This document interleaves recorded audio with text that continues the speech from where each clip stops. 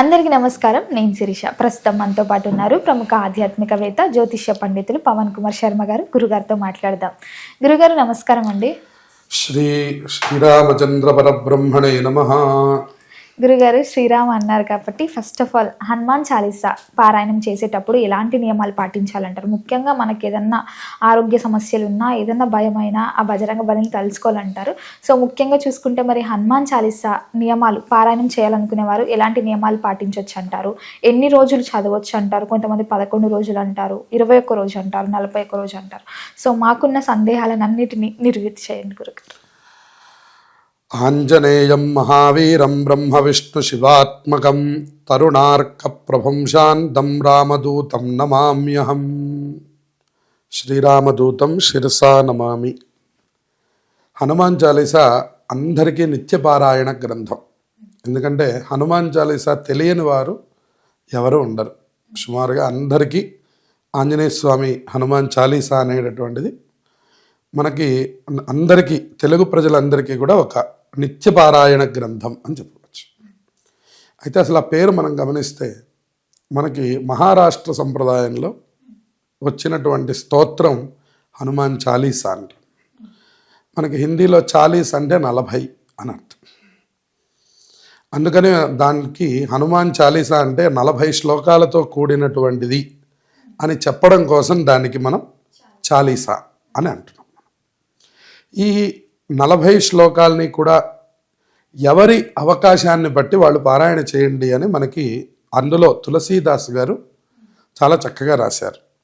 చివరిలో వారు ఏమన్నారంటే, యహ శతవార పాఠకరకోయి చూటహి బంధి మహాసుఖ హోయి అన్నట్టు. ఎవరైతే బంధనం అన్న శబ్దానికి అర్థం ఏమిటంటే మనం బిగుసుకుపోవడం. అందరికీ బంధనం ఉంటుంది. బంధనం అంటే ఒక ప్రాబ్లంలో చిక్కుకుపోవడం. ఆ ప్రాబ్లం నుంచి మేము బయటికి రావాలి. అయితే మరి ఇప్పుడు మేము ఏం చేయాలి అని అర్థం. అయితే అందరూ అన్ని పూజలు చేయలేరు, అందరికీ అన్ని సౌకర్యాలు కుదరవు. ఇంట్లో చేయాలని అనుకుంటాం కానీ మా ఇంట్లో అందరూ వెళ్ళిపోతారు, మాకు కుదరదండి. లేదు మేము కూడా ఉద్యోగస్తులు అండి, మాకు కుదరదండి. మరి ఇప్పుడు ఏం చెయ్యాలి అని అంటే హనుమాన్ చాలీసా ఎప్పుడు ఎక్కడ ఎట్లా ఉన్నా కూడా పారాయణ చేసుకోవచ్చు అని చెప్పారు. దానికేం వస్త్ర నియమం లేదు, దానికేమీ సమయంతో నిమిత్తం లేదు, దానికేమీ అలాగే ఇక్కడ ఉంటేనే చెయ్యాలి అనే స్థల నియమం లేదు. మీరు ఎక్కడ ఉండండి, ఉద్యోగం చేస్తున్నప్పుడు అక్కడికి వెళ్ళి కూడా చదువుకోవచ్చు. అలాగే అయితే భోజనం లోపల వీలైనంత వరకు చేసుకోవడం ఉదయం పూట మంచిది. సాయంత్రం పూట చేయవలసి వస్తే ఒకసారి స్నానం చేసి చదువుకోవడం చెప్పదగినటువంటి సూచన. సహజమైన శుచి ఉంటే సరిపోతుంది, కానీ దానికోసం ప్రత్యేకంగా అమ్మో ఇది చదవకూడదేమో అనేటువంటి భయం అవసరం లేదు. అందరికీ చక్కగా దగ్గరగా ఉండి అన్ని కోరికలు నెరవేర్చే గొప్ప స్తోత్రం ఆంజనేయ స్వామికి సంబంధించి ఏదైనా ఉంది అంటే అది హనుమాన్ చాలీసా. ఈ హనుమాన్ చాలీసా ఇందాక మీరు అడిగినట్లు 11, 21, 41 అనే సంఖ్యలు మనకు కనపడుతూ ఉంటాయి. ఇది ఆంజనేయ స్వామి వారి గుళ్ళో ప్రారంభం చేసి మీరు ఈ సమస్య నాకు తొలగిపోవాలి అని ప్రారంభం చేసి రోజుకి 11 సార్లు చొప్పున ఒక 41 రోజుల పాటు కనుక చేస్తే ఏ సమస్య మీద మీరు పారాయణ చేస్తున్నారో అది వెంటనే ఆంజనేయ స్వామి వారు దాన్ని నివృత్తి చేసి దాన్ని చక్కగా మీ నుంచి తొలగించి మీరు అనుకున్నటువంటి కోరికని మీకు చక్కగా తీసుకొచ్చి ఆయన చేసి పెడతారు.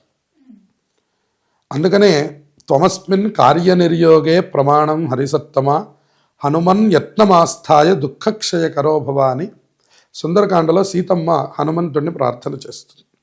నువ్వు మాత్రమే ఈ పని మాకు చేసి పెట్టగలవు ఓ హనుమా, నువ్వు ప్రయత్నపూర్వకంగా నా దుఃఖాన్ని నువ్వు తొలగించవయ్యా అని సీతా అమ్మవారు ఆంజనేయ స్వామి వారిని అడుగుతుందన్నమాట.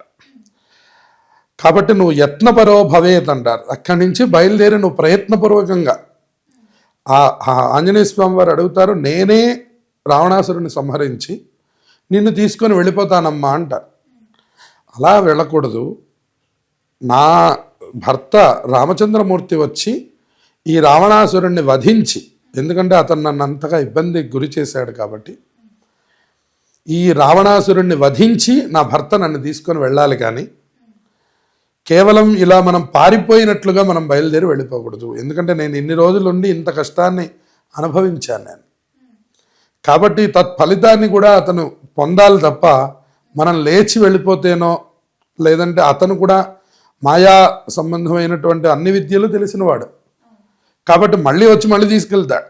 కాబట్టి ఆ బుద్ధిని నాశనం చేయాలి, కానీ మనం వెళ్ళిపోవడం వల్ల ఈ సమస్య పూర్తవ్వదు అని అమ్మవారు వివరంగా ఆంజనేయ స్వామి వారికి చెప్తారు. అందుకని ఆంజనేయ స్వామి వారిని సీతా అమ్మవారు కూడా ఇట్లాగే కొనియాడి నీ వల్ల మాత్రమే ఈ పనులు పూర్తవ్వాలి అని చెప్తారు. అట్లాగే మనం కూడా ఆంజనేయ స్వామి వారిని ప్రార్థన చేసి స్వామి నీవే దిక్కు అన్నట్లుగా మనం చక్కగా అన్యథా శరణం నాస్తి త్వమేవ శరణం మమ అని ఆంజనేయ స్వామి వారి దండం పెట్టి ఈ సమస్య మాకు పూర్తి చేయి, 41 రోజు నేను పారాయణ చేస్తాను, రోజుకు 11 సార్లు. ఇది బాగా నోటికొచ్చిన వాళ్ళకి 4 నుంచి 5 నిమిషాలు పడుతూ ఉంటుంది ఒక్కసారి చదవడం. కొద్దిగా నెమ్మదిగా చదివే వాళ్ళకి ఒక 10 నిమిషాలు పడుతుంది. బాగా నోటికి వస్తే కనుక ఒక 5 నిమిషాల్లో వాళ్ళు మొత్తం 40 శ్లోకాలు చక్కగా చెప్పేయగలుగుతారు. ఈ విధంగా వాళ్ళు 11 సార్లు పారాయణ చేయాలంటే ప్రతిరోజు ఒక 40 నిమిషాలు కేటాయిస్తే వాళ్ళు 11 సార్లు పారాయణ చేయగలుగుతారు.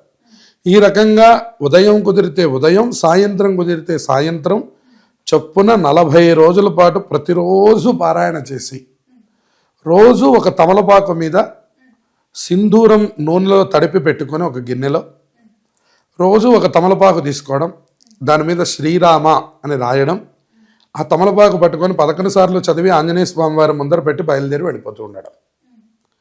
ఈ విధంగా ఎవరు 41 రోజు చేస్తున్నారో వాళ్ళకి దీర్ఘకాలిక సమస్యలన్నీ తొలగిపోతాయని చెప్పారు.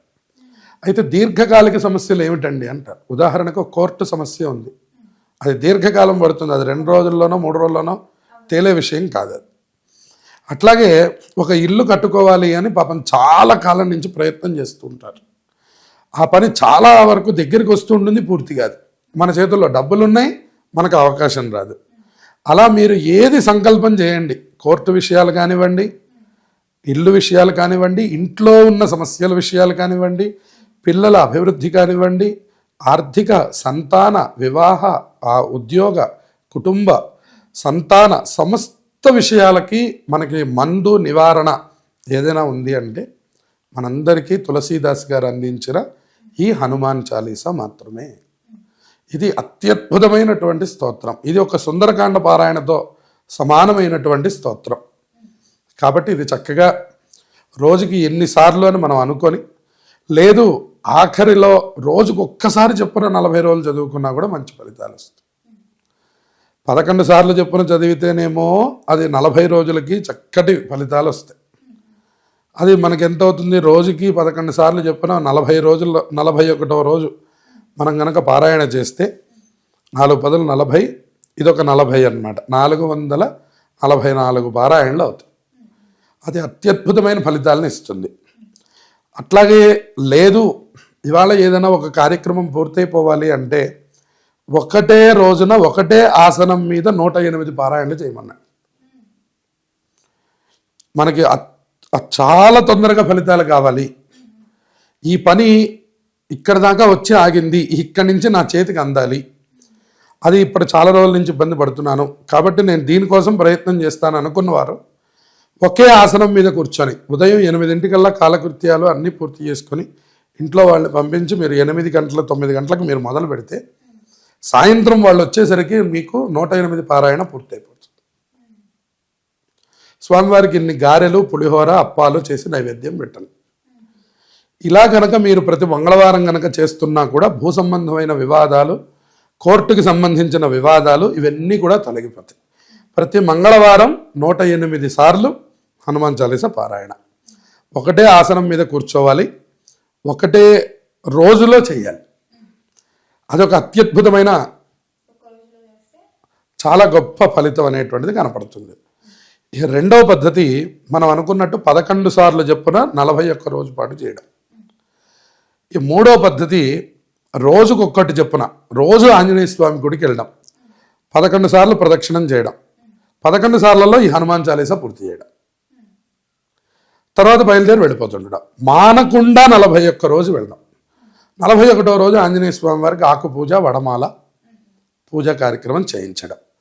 ఇలా చేయిస్తే కొన్ని కార్యక్రమాలు, ఇలా చేయించడం వల్ల కొన్ని కార్యక్రమాలు ఇవన్నీ కూడా పూర్తవుతాయి. మనుష్యుడికి తులసీదాసు గారు మనందరికీ ఇచ్చిన గొప్ప బ్రహ్మాస్త్రం ఏదైనా ఉందంటే ఈ హనుమాన్ చాలీసా లాంటి గొప్ప స్తోత్రాలు. ఆయన సుందరకాండలో అందరినీ సంహరిస్తాడు.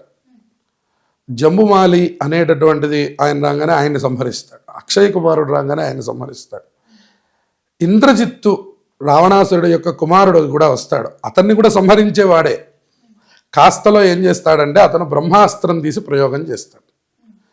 బ్రహ్మాస్త్రం వేస్తున్నాను అనగానే ఆయన కూడా ఇంతమంది రాక్షసుల్ని ఇప్పటికే నేను సంహరించాను, ఇది మారణ హోమం కాకూడదు, కాబట్టి నేను ఈ బ్రహ్మాస్త్రాన్ని కట్టుబడతాను. బ్రహ్మాస్త్రానికి కట్టుబడితే కానీ నాకు రావణాసురుడు కనిపించడు. ఇంద్రజిత్తుని సంహరించాను అనుకోండి, రావణాసురుడిని మనం చూడడానికి అవకాశం ఉండదు. అందుకని మనం ఈ బ్రహ్మాస్త్రానికి కట్టుబడితే నన్ను కట్టి తీసుకొని వెళ్ళి రావణాసురుడి ముందర నుంచోబెడతారు. కాబట్టి నేను బ్రహ్మాస్త్రానికి కట్టుబడుతున్నాను అని బ్రహ్మాస్త్రం వేయంగానే ఆయన 2 చేతులు దగ్గరికి పెట్టుకొని, అప్పటిదాకా చెట్లు విరగొట్టేశాడు, మనుషులు ఎంతోమందిని రాక్షసులను సంహరించాడు, వస్తున్న సైన్యం మొత్తాన్ని సంహరించాడు, సుమారుగా 600 చిల్లర మందిని సంహరించాడు ఆయన. మరి అటువంటి హనుమ బ్రహ్మాస్త్రం రాగానే బంధింపబడిపోయినాడు. అట్లాగే మనకు చేతిలో ఉన్న మనకు బ్రహ్మాస్త్రం ఏమిటి ఆంజనేయ స్వామి వారికి అంటే మనం చాలీసా చేస్తే ఆయన మహా సంతోషపడిపోతుంది. యహ శతవార పాఠకరకోయి చూటహి బంధి మహాసుఖ హోయి తులసీదాస సదాహరి చేరా కీజయనాథ హృదయ మహడేరా అని.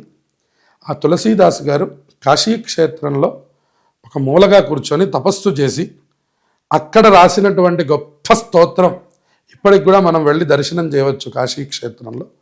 కాశీలో మనకు ఆ క్షేత్రం కనపడుతూ ఉంటుంది. అక్కడ అంతా కోతులతో కూడి ఒక ఆంజనేయ స్వామి వారి విగ్రహం, చిన్న దేవాలయం మనకు కనపడుతుంది.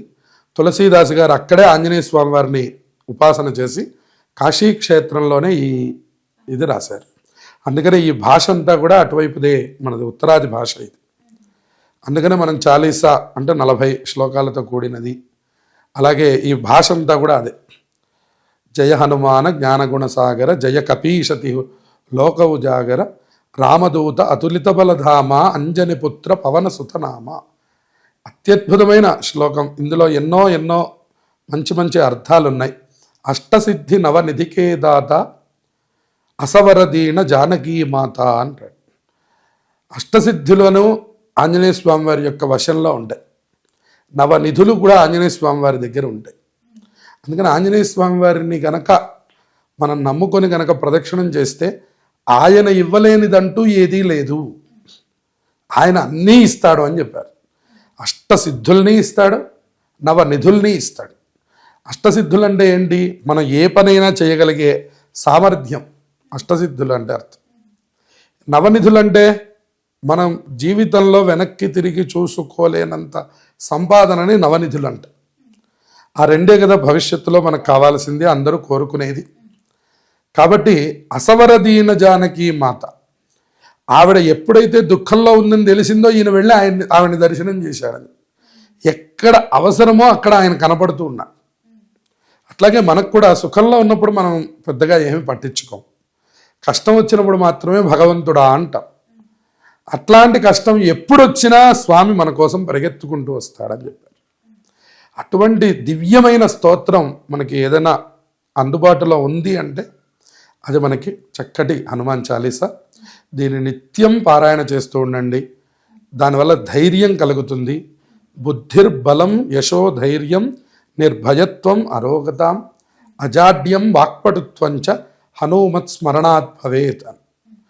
ఆంజనేయ స్వామిని ఉపాసన చేస్తే ఈ హనుమాన్ చాలీసాని కనుక చదువుకుంటే మనకేమొస్తుందంటే అన్నీ వస్తాయన్న బుద్ధి కలుగుతుంది అని చెప్పారు. బుద్ధి అంటే ఎవరితో ఎప్పుడు ఏ సమయంలో ఎలా మాట్లాడాలి, దీన్నే బుద్ధి అంటారు. మనం ఏదైనా తప్పు పని చేస్తే పెద్దవాళ్ళు బుద్ధి లేదా అంటారు. బుద్ధి అన్న శబ్దానికి అర్థం ఏంటంటే ఏ సమయంలో ఏ పని చేయాలో తెలిసి ఉండడం. ఇది అన్ని వయసుల వాళ్ళకి అవసరమే. ఇదేదో చిన్నపిల్లలకి అవసరమో లేదా ఫలానా వాళ్ళకి అవసరమో అనడానికి లేదు. 80 ఏళ్ళు వచ్చినా కూడా బుద్ధి కావాలి. ఎవరికి సమయానికి అనుకూలమైన ఇది లేకపోయినా వాళ్ళకి బుద్ధి లేనట్టు అర్థం. అందుకని బుద్ధి లేకుండా ఎవరు ఉండకూడదు. కాబట్టి అందరూ ఆంజనేయ స్వామిని ఉపాసన చేయాలి. తర్వాత బలం కావాలి అని. బలం అంటే శారీరక బలమా? కాదు. మానసికమైన బలం కాదు, ఆర్థిక బలం కావాలి, కుటుంబ బలగం కావాలి. ఏ బలం మనకొద్దు? అన్ని బలగాలు కావాలి. మరి అన్ని బలాలు ఇచ్చేవాడు ఆ బలవంతుడైన ఆంజనేయ స్వామి వారు, బజరంగ బలి అని. కాబట్టి బుద్ధిర్బలం. తర్వాత యశస్సు అంటే సంఘంలో కీర్తి ప్రతిష్టలు, సమాజంలో ఒక మంచి స్థాయి. అది ఎవరొద్దంటారు? అది కూడా కావాలి. తర్వాత ధైర్యం, ధైర్యం కావాలి. చాలామంది దగ్గర టాలెంట్ ఉంది, వాడికి ధైర్యం లేక చాలామంది ఇళ్లలో ఉండిపోతారు. రావయ్యా మాట్లాడవయ్యా సభలో అంటే మాట్లాడరు. అందువల్ల యశో ధైర్యం. నిర్భయత్వం, నిర్భయత్వంగా ఉండడం. సహజంగా ఒక్కళ్ళుంటే చాలామందికి భయం వేస్తుంటుంది. భయం లేకుండా ఉండగలగాలి కొన్ని ప్రాంతాల్లో, అప్పుడే మనం విజయం సాధించగలుగుతాం. అరోగతాం, అన్నిటికంటే ముఖ్యమైనది రోగములు పోవాలి. ఎందుకంటే అందరము కూడా రోగ సంబంధంగా ఇప్పుడు అందరం బాధపడుతూ ఉన్నాం. కాబట్టి అటువంటి రోగములు లేకుండా ఉండాలి, దాన్ని అరోగతాం అన్నాడు. కాబట్టి అజాడ్యం, అజాడ్యం అంటే బద్ధకం. ఇవాళ బద్ధకం వల్ల మనం ఎన్నో అవకాశాలు వదిలేసుకుంటున్నాం, బద్ధకం వల్ల ఎంతో డబ్బు నష్టపోతున్నాం. మరి అది లేకుండా ఉండాలంటే హనుమాన్ చాలీసా చెప్పమన్నాడు. వాక్పటుత్వంచ, మంచి మాట రావాలి మనకి. ఆయన మాట్లాడారు అంటే అలా ఉండాలి అంటే దాన్ని వాక్పటుత్వం అంటారు. ఆ వాక్పటుత్వం కనుక వస్తే ఆంజనేయ స్వామి వారి అనుగ్రహం మనకు కలిగినట్టు. ఇవన్నీ ఒకచోటే రావాలి అంటే అది ఆంజనేయ స్వామి వారి దగ్గర వస్తాయి. అదే మనకి హనుమాన్ చాలీసా ఇస్తుందని చెప్పారు. అందువల్ల హనుమాన్ చాలీసా మనందరికీ నిత్య పారాయణ గ్రంథం. ఒకసారి మనం హనుమాన్ చాలీసా చేస్తే మనకి సుందరకాండ పారాయణ చేసినంత ఫలితం వస్తుందన్నమాట. కాబట్టి చక్కగా దాన్ని ఏ కష్టం వచ్చినా సరే మనకి నివారణ జరగాలంటే హనుమాన్ చాలీసాని పట్టుకోండి. హనుమాన్ చాలీసా వల్ల కాని పని ఏదీ లేదు. అన్ని కార్యాలని ఆ హనుమాన్ చాలీసా పూర్తి చేసి పెడతాం. గురుగారు మొత్తం మీద హనుమాన్ చాలీసా విశిష్టత తెలియజేసినందుకు ధన్యవాదాలు. శుభమస్తు.